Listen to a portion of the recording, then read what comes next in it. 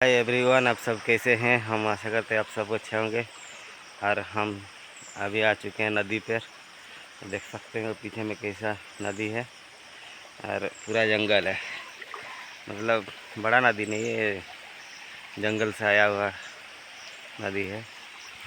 ये कौन सुबह सुबह ऐसा नल पर जाता है, कमेंट करके बताएंगे।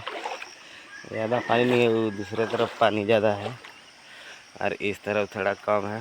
तो सुबह सुबह आ गया है हम लोग घूमने के लिए।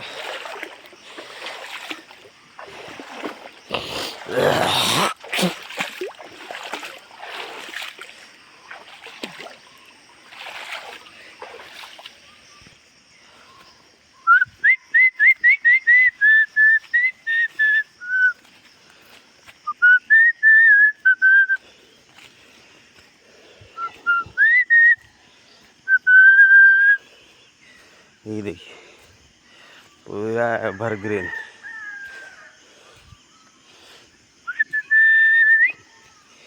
निकल गया रास्ते पर, इधर जाएंगे अपना छोटा वाला बहन का घर पे।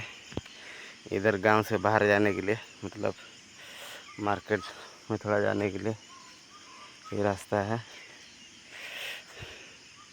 यहाँ पे देखिए, देख सकते हैं नीचे में जो बड़ा वाला पेड़ दिखाई दे रहा है, वहीं पे कुछ भी नहीं है, पुल वुल भी नहीं है कि ब्रिज नहीं है। यहाँ पे गाड़ी का पार करके लेके आना पड़ता है।